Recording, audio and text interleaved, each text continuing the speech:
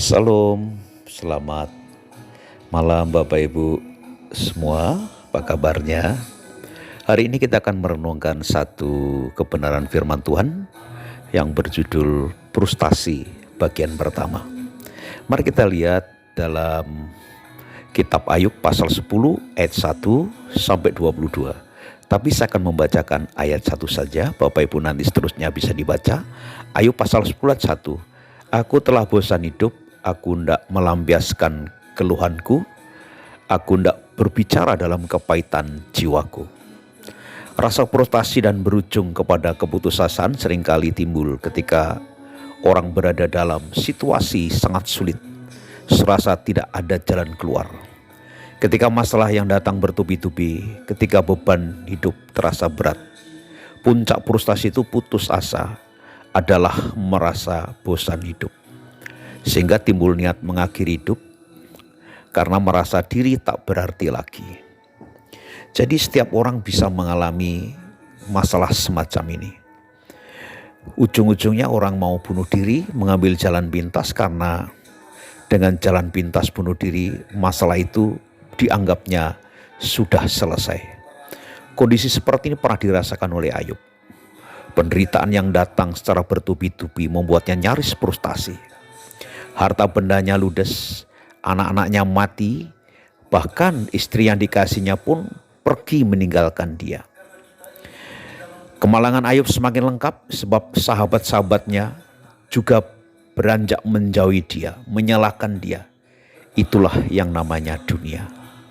Ketika seseorang sedang berada di atas dan berlimpah harta, sangatlah wajar bila banyak orang mengerumuninya. Tetapi begitu ia berada di bawah dan jatuh miskin, tak banyak orang yang mau berteman dengannya, alias ditinggalkan oleh teman-temannya.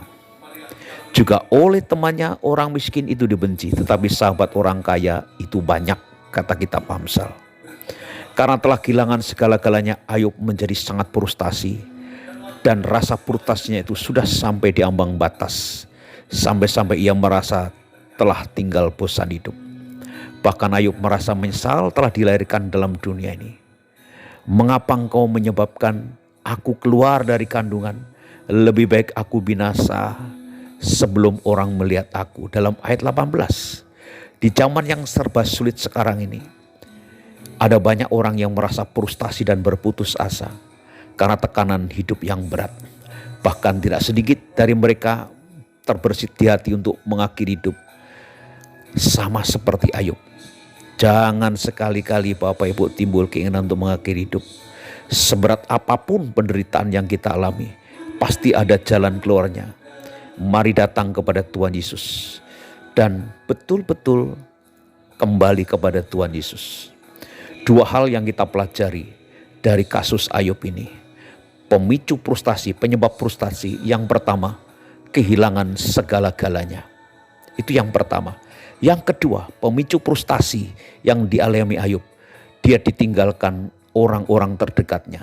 Dia ditinggalkan anaknya. Anaknya udah pada mati. Istrinya meninggalkan dia, yang mestinya dia setia kepada Tuhan. Dan sahabat-sahabatnya meninggalkan dia. Dan apa yang terjadi? Banyak sekali hari-hari ini juga persis apa yang dialami oleh Ayub. Ayub mengalami ditinggalkan sahabat-sahabatnya. Ayub mengalami ditinggalkan orang-orang yang dicintainya. Tetapi Ayub betul-betul berharap kepada Tuhan. Ayub bersama-sama dengan Tuhan. Dan Tuhan menolong dia dengan luar biasa.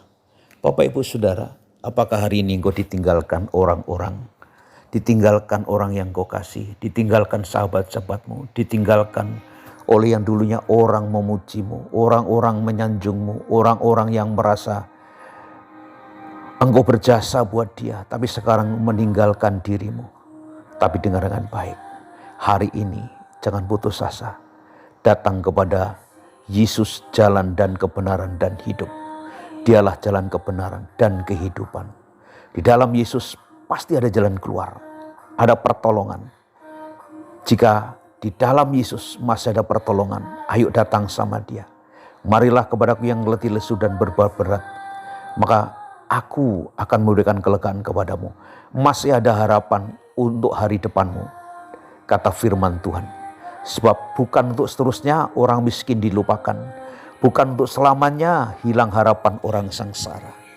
Hari ini, jika hal ini engkau alami, engkau terasa sangat frustasi menghadapi keluarga, menghadapi suami, menghadapi istri, menghadapi anak-anak, menghadapi mertua, hari ini datang pada Yesus. Yesus akan menolong saudara apapun masalahmu. Mari kita berdoa. Tuhan, aku berdoa setiap pribadi yang mendengar renungan ini, Tuhan jamah dimanapun saja berada. Tuhan menjamah mereka, Tuhan menolong mereka, pulihkan hidup mereka. Mungkin mengalami titik terendah Tuhan. Mulai hari ini Tuhan taruh tangan-Mu yang berlubang paku atas pundak mereka Tuhan. Dalam nama Yesus angkat setiap beban, berikan kekuatan dan Tuhan berikan jalan keluar sehingga dapat menanggungnya. Aku tahu darah Yesus melindungi, darah Yesus membawa kepenuhan, darah Yesus membawa perlindungan, darah Yesus membawa kelimpahan, darah Yesus membawa damai sejahtera yang luar biasa. Aku serahkan ke dalam tangan Bapa di surga. Biar kasih-Mu yang besar turun atas kami. Kasih-Mu yang besar ada bersama dengan kami. Terima kasih, damai sejahtera Tuhan turun atas Bapak Ibu dimanapun saja berada. Yang sakit Tuhan sembuhkan, yang terikat Tuhan lepaskan dari ini. Damai sejahtera Tuhan turun. Di dalam nama Yesus, Tuhan Yesus memberkati. Salam Bapak Ibu, sampai jumpa besok. Kiranya damai sejahtera Tuhan turun atasmu. Dalam nama Yesus, Tuhan memberkati. God bless you semuanya.